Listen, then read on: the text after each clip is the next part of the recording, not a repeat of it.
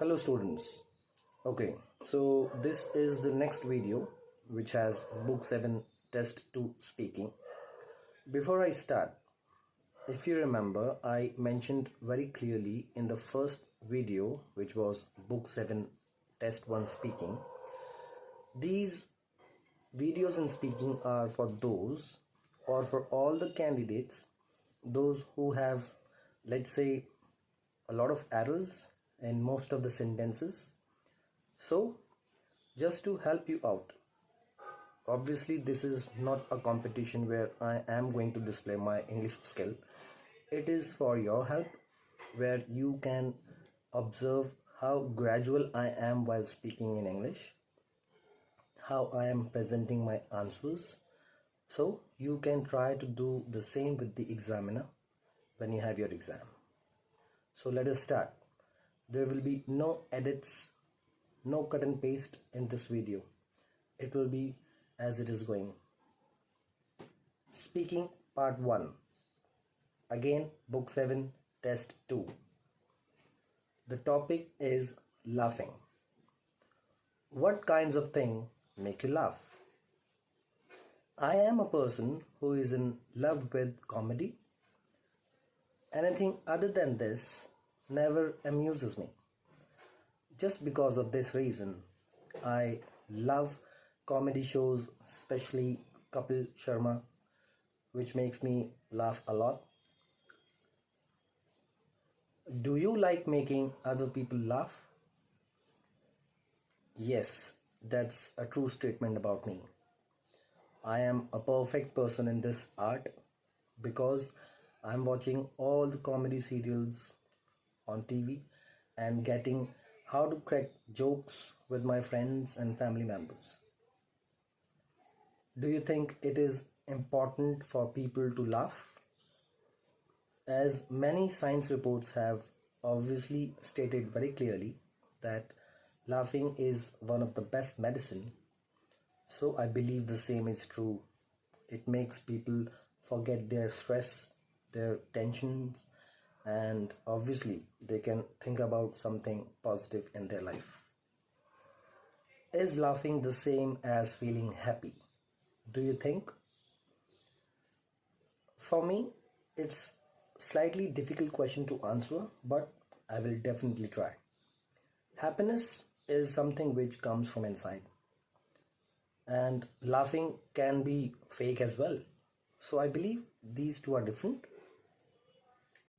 Alright, so we have part 2 of the speaking, which is the cue card. Remember, you need to make proper notes in 1 minute you get. In that 1 minute, please note down the WH family which you can see in the box. Alright, so let's start the speaking part 2. I will be timing myself using a stopwatch, obviously. Describe an idea you had for improving something at work or college. To be honest, I was not expecting this topic today because it has been a long time already as I have left college. I am done with my degree, but thank you for giving me this one. I am going to share my experience with you, which I had in around 2017 or 18.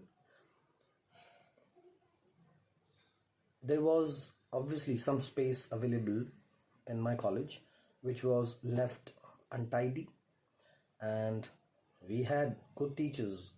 They were teaching very well in the subjects, but this space was obviously lying vacant. To be precise, the location of the college was in northwest part of Uttar Pradesh, which is in Ghaziabad, and the college name was XYZ. The students came there to study for their medical and dental studies, but they had nothing to use as, let's say, for exercising or for working out. There were no facilities of sports. So I had this idea that I should approach my head principal and discuss these things with her. My idea was to just organize some, let's say sports activities or anything else other than studies, where students can improve, just disperse out, or keep out their stress out of their mind. So I discussed it with my teacher and she was happy with it. My idea was a positive one. We applied it and it took around 2 months, where we arranged all the sports facilities for students. After this, most of the students came to congratulate me and said, "This was a big thought which has come out of this college. This is just because of you. Thank you so much." I felt extremely happy with that. So yes, this was a good experience overall. Thank you. Now we are having part 3. The topic is ideas and education. Please observe how I proceed with the answers. It will be very gradual. Question number 1. Some people think that education should be about memorizing the important ideas of the past. Do you agree or disagree? I think that's not a true statement at all. The reason being, the education system, which is based on memorizing facts, can never progress. There is no skill which can be learned. So that's a big problem for students. They cannot progress in their career. For instance, if I compare the education system of country A with country B, so everybody knows that country B is having more career options, more skill oriented courses where they are progressing every day, whereas country A is having nothing. They are just cramming the theory, getting the high score, but practical application is not there. So nobody cares about them. Question number 2. Should education encourage students to have their own ideas? Absolutely. This is what education means. If a person is, let's say, taking knowledge about a certain subject, then he should be having some practical skills where he can develop his own ideas, so that the generations coming next can learn more. Otherwise, there is no option, there is no worth of education. For instance, everybody in, let's say, the education system of my country, they are developing on the past ideas and making new ones. Next question. How do you think teachers could help students to develop and share their own ideas? Now, this thing is mainly developed when the kids are small. If the school is making children to speak in public appearances, then they have more confidence. They can ask small children to participate in projects, different competitions, and that is how the students feel confident, where they can share their ideas with their teachers, their parents. And for example, the schools in my country right now following the same steps. They are helping students to develop, become an entrepreneur at a very young age. Yes, I'm talking this correct. Even in school, they are having projects where children are participating and exhibiting their ideas. Next topic is ideas in the workplace. Question number 1. Should employers encourage their workers to have new ideas about improving the company? Again, my answer will be an affirmative, because in Western countries, the organizations are encouraging their staff, where they participate in weekly or monthly meetings.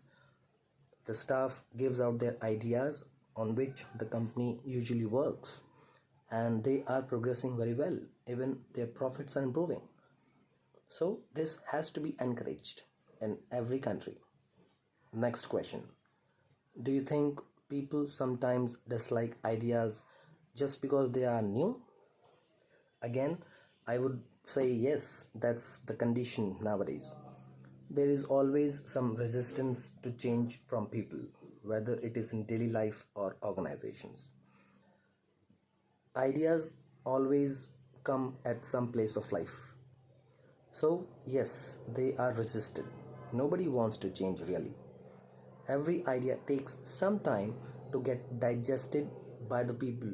They take time to understand it. Next question. What is more difficult? Having new ideas or putting them into practice? Which is more important for a successful company?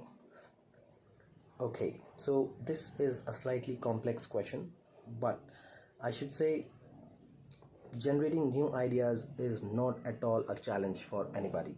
Every person in this whole universe is capable of doing it. But the main challenge comes when the person who is having the idea is not getting enough support. The reason being, people are very comfortable to criticize anybody. Supporting person is a difficult challenge. So that's the main problem.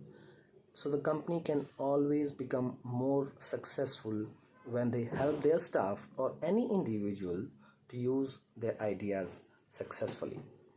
Thank you.